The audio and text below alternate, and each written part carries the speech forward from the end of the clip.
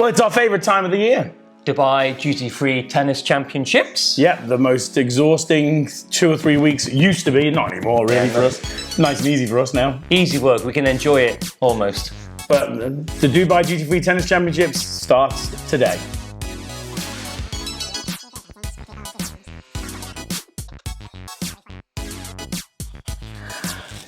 Hi, this is Paul from Strung Too Tight. Stephen here, hello. And I'm not going to say we're back because we keep on saying we're back, and we've said it twice now. No, I think if you go back on a lot of the things, stop looking up. It could. No, I'm thinking of how many times you said it, but this is the start, the final time we will ever say we're back. Okay, so in the break that we've had, which has been very long, and mainly because of him, and he'll admit it. You'll be the first to admit it. Stephen got married, so. As I've said before, commiserations, Letitia. But Stephen got married, went to the UK at Christmas, so on behalf of all of our viewer, just congratulations to Steve. Well, I've been a little bit sick, but you've been really ill as well. Yeah, recently I've been very, very sick. I got croup, which is great. It's a 2-year-old kid's disease. And, it was a sore throat, basically. Yeah, I thought I was going to die, but never mind. But Steve's been really ill. He was ill throughout his wedding, etc. So, look, there's a million reasons why we haven't done any recording, and not enough acceptable reasons. I'd like to say back by popular demand, or back by overwhelming public demand. I think is where it's shocking that how many people do approach us. We are loved and missed at the same time. Yeah, I think. Well, I am. I don't know about you. I genuinely think that there is something that people are interested in. I mean, I don't know how it works. I mean, we get like 11 views on. No, we don't get that. We get more than that. But 12. People do seem interested, and yeah, I think the thing that we need to appreciate is the fact that we love doing it. It's just, we kind of just, I don't know. Look, Steve will be the first to admit. Busy time of year. Yeah, as well. he's not good at sort of committing himself because he's got a dog, he's got a wife, he's moved house. You've got a wife? I've got a wife, but she's lovely and flexible. Yours isn't. Oh, flexible. Well, she's not right now, is she? But anyway. Anyway, it's the Dubai Duty-Free Tennis Championships. Is that where we're going to start? Should we? Or should we run quickly back to Australia? Yeah, Australia was crap. It's annoying timing for one, isn't it? Let's be honest. You can't quite get into it. Well, we've got the ATP Cup. The ATP Cup, which I thought was awesome. Pretty good. Yeah, it was pretty awesome. I was quite impressed. I think if Rafa hadn't played like 10 matches in 5 days, he might have won Australia. Yeah. It's something that I think we need to really, really talk about in some depth. Another time. But I think that tennis as an individual sport is slowly dying. It's tough. It's slowly dying. Well, we just seen the final of the New York Open. Kyle Edmund, who did he beat? He beat... My mind's gone blank. God, yeah, who did he beat? I've forgotten who he beat. But it was someone decent. There was nobody in the crowd for the final. And I mean, it's amazing. Rotterdam final with Monfils versus Aliassime, who I love. He's very good. I mean, it's just, we've said it so many times. I'm not going to talk about it today, but if Federer and Nadal are not there, no one cares. And it's wrong. They are the only needle movers in tennis. But you know what? And I'm going to keep on saying it. Coaches are the reason as well. Coaches are responsible for this. I am really going to get my bee in my bonnet. That's got to be another podcast. That's definitely, because I'm really, really getting frustrated with what I'm seeing, what I'm hearing, and we've got a responsibility to do something about it. But the problem is, people aren't. Lazy, bone idle, don't want to accept what your responsibilities are as coaches. Oh, it's winding me up. But Steve, let's just start with Australia. Let's start with Australia. I guess should we say congratulations to Sophia Kenin? Sophia Kenin. Did I say Kenin? Yeah, well, you kind of made that's the best way of saying it. You made a sort of more French-Canadian as opposed to Russian. Yeah, exactly. Well, yeah. She's obviously won everything in America and been tipped for the top since she was 4 or 5 years old. Yeah. I'm sure you would have seen some videos of her kids. I've got to say, I like her because there's something a little bit crazy about her. There's something crazy behind those eyes, and I like it. She's tough. She's got that look like she might rip your head off at any moment, and I think you need that as a winner. I mean, for me, she does belong in some form of like Stephen King book. No. She might watch. One day. She's not the one viewer. No. But yeah, she's got these crazy eyes and whatnot. But I mean, look, it worries me. I've already posted on social media that it's concerning me that how parents are going to read into what she did, which is, I don't think it's the norm. I don't think it's a correct way of going about things. It's certainly not the way that Federer and people like that have done. For every one player who makes it through their parents coaching them, there's a million who haven't. If not more, I'd actually say more. And 3 hours a day, every day since he was 4 years old is crackers. However, what a great argument. I mean, there's 999,000 who I could turn around and go. Well, I tell you what, I could know of a few parents who are now thinking, that's the way to do it. We know many of them, and maybe you're right. I always love to be proved wrong, I have to say. It's one of those things. Like I consider myself rational. You consider yourself rational, but we're not. But do you want to gamble with your kid's life? I mean, it's that. It's you're gambling with the kid's development as a whole. Well, so we want to of one person who's probably having to leave the country because of a big push. It is a huge financial setback, shall we say, or whatever you want to say, investment. And it's emotional, it's physical, it's everything.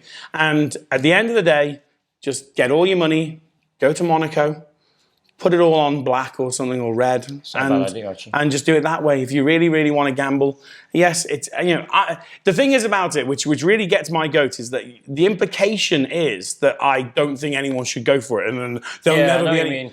But it's not that, because I'm looking at it from a more rounded perspective, and that is that. Look, yes, you'll get a Sophie Kenin, and she's brilliant. She's amazing.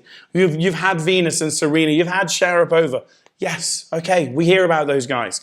But I've experienced firsthand the ones who are going to the Priory, okay? The ones That's a nut house for those of you who don't know. The ones that estranged from their family because their families have screwed them up, dare I say, certain two British players. Well, I can think of some. You could name two. Well, you definitely know two. Play with them.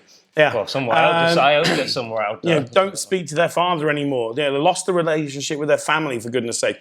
Yes, we can talk about positives and negatives, etc., etc.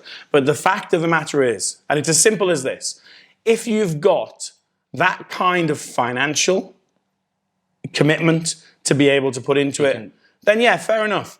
But when I talk about it from here, you're coming from a different point. I'm talking about it in terms of the infrastructure is not in place here to actually make it a feasible opportunity. Yeah. If you're in the UK, France, Spain, it is, because financially it won't be as bad. But here in particular, it's hard to get on court. You can't get the court time. There's not very many people playing it here. Competing here, which is another story. Which is let's stay positive. Yeah, let's stay really positive. Yeah. But there we go. Anyway, but Sophia Kenin, well done. Congratulations. Well, here's a question for you: did she win the final, or did Muguruza lose it? Oh God, she fell apart, didn't she? She had a chance. But then that game where Kenin just five winners. Yeah, I think she's tough. Yeah, she's a brick wall. It's good. Another young new winner on the women's tour as well. Fantastic. And how about the men? Well, I guess we should start with, firstly, congrats to Novak. I mean, he finds a way, doesn't he?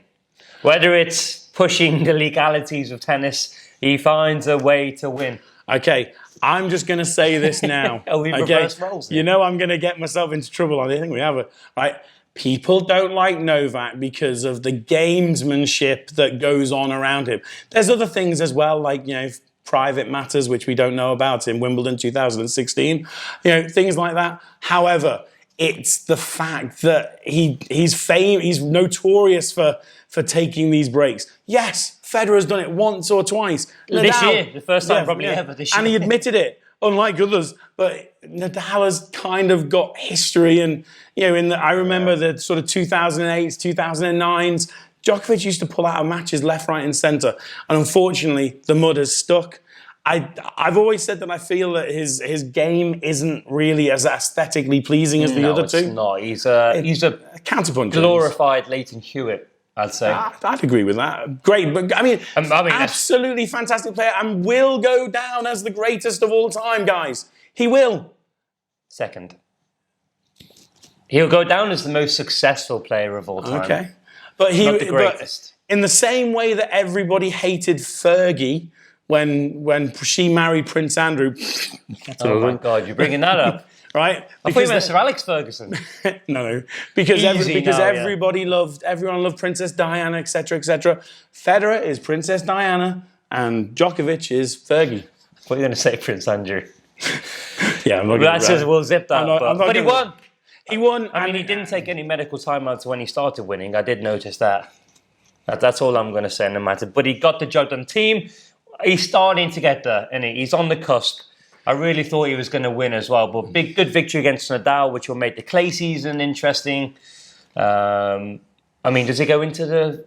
Well, it's hard to... We'll have to know how it goes before the French, but he could go in as favourite. No, I mean, Nadal's always going to go in as favourite, but I think it was great, the team. Of all the youngsters, I mean, he's not young though, he's 26. Well, that's the thing, isn't he? Yeah, he's getting on a bit. And I can't go into this any more than what I'm going to say, because I will get myself into some serious trouble. But there's apparently something about team which, if it comes up, then that'd be fantastic. Can't really talk about it any more than that. Yep. So yeah. Well done, team pushing there. But again, I think, what did we work out? In the quarterfinalists, 6 of the 8 were over 30. Was there only Zverev and team, I think, who were under, because Wawrinka was in the... Well, I mean, disregard that. The thing that I wanted to say about that, the quarterfinals, there was a quarterfinal with Pavlyuchenkova in it. I can't remember who she was playing against. There were less people in the crowd for that match than there were for the final of the wheelchair. Hello, equal pay. Hello. Pavlyuchenkova versus whoever she was playing against. See, don't even remember. Okay. I agree with equality, etc., etc. But if you can't put bums on seats, why should you get the same as a full stadium next door? It doesn't seem right. I just want them to play 5 sets. I don't, because imagine it being an empty stadium for 5 sets. What's the point? There might be more intrigue.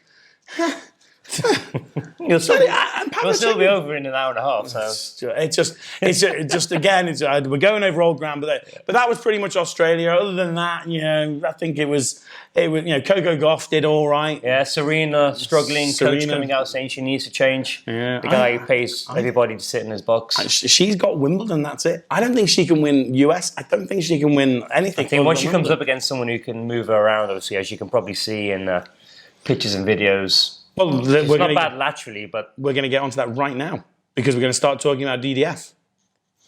Dubai Duty-Free Tennis Tournament started the Ladies' Week today. Well, technically 2 days ago, because we had the qualifiers, which were quite interesting, the qualifiers. What do you think of the qualifiers, Paul? I think the qualifiers were really good, and it was great to see some young people some young British talent, which I was quite pleased to see, who did amazingly well to score those 8 points. I wonder how she got in. On to the next one. Anyway, we move on from that. Disappointing to have Barty out, Burton's. Andreescu, I was very excited to see live. I've not seen her play, so I wanted to see... Andreescu and Barty, I was desperate for those two. Yeah. I love the way Barty plays. You love the way Andreescu plays. I like the way Andreescu plays as well, because she does mix it up a bit. Variation. I was gutted when those two didn't come. Disappointed, but still, it's an absolutely amazing draw. Today's day one, and I circled 4 matches for Stephen today. We were saying, look at these first round matches. 2 that jumped out at me, obviously. Wow. The return of a legend, a goddess of the game. Sorry, but I just am so worried that she's going to get murdered. Showtime as well, 7 p.m. 7 p.m. against Garbina Muguruza. Obviously, Kim Clijsters. Just in case you didn't know. Yeah, just in case you don't know, I'm talking about the mother of 3, Kim Clijsters. She's back. She's back.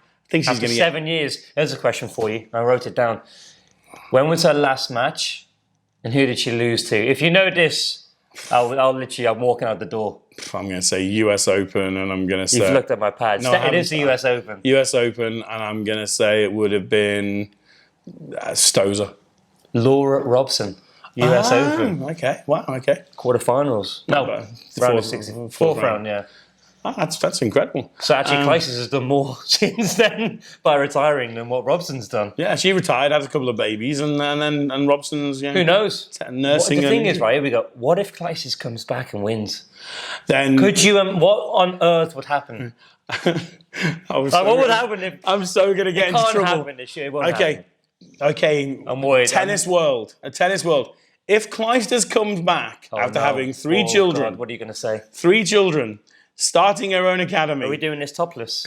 No. I know. I'm going to say, then let's go back like a couple of 100 years, or maybe just 20 years, and go back in time where the men didn't get anything like equal pay. Because if somebody can do that and come back and get the same as what the guys are getting and be competitive, how can she? She's 36, 37. Yeah, she's up there. How can a mother of 3 be competitive?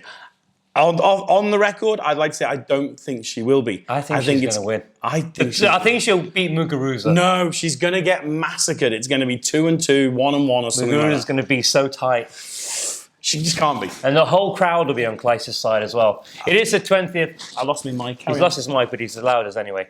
Obviously, it is the 20th anniversary of the WTA tournament in Dubai. So that's, congratulations. I believe there's actually a little ceremony or something happening tonight. Is that 15-year-old from... Yeah, the 15-year-old, I think, has taken part. Who got the wild card, who's only ever played one junior match and lost 6 love 6-2. But got a wild card into the WTA event. And didn't the person who beat her also then lose love and love next match as well? No, she didn't lose love and love. Okay. But anyway, I'm hoping that Kim Clijsters doesn't embarrass herself too much. But I think she's going to get murdered. But anyway. Predictions for the women's event? It's like with every flipping women's event right now, you just may as well just close your eyes and put a pin in it. The only person with seemingly any form is Kenin. So I'd like to think it would be... I'm just going to stick with Svitolina because one day she's going to win. What do you mean one day? She won it 2 years in a row, didn't she? No, but every time I've said it since then... Yeah, she's having a burn recently. Struggling, isn't she? We'll catch up with her, see what's going on. I'll have a word with her. I'll go Kenin. I think you're right, actually. It's a lottery, isn't it? I'm going to go for Clijsters to win, actually. Clijsters, you heard it here first. Do we talk about the men, or do we do another one of these? Another one. We'll do one on Thursday. So what's your plans then for the week, Steve? We'll be down there. Well, we'll be down there watching some tennis. We've got some players coming in for the men's week this week. Got some competing in Marseille, who will be over with us. No, Jules is on his way. Well, Jules is here now, but Karen Kashanov is coming. Kashanov, we've got Neil Skupski is coming, and Jamie Murray.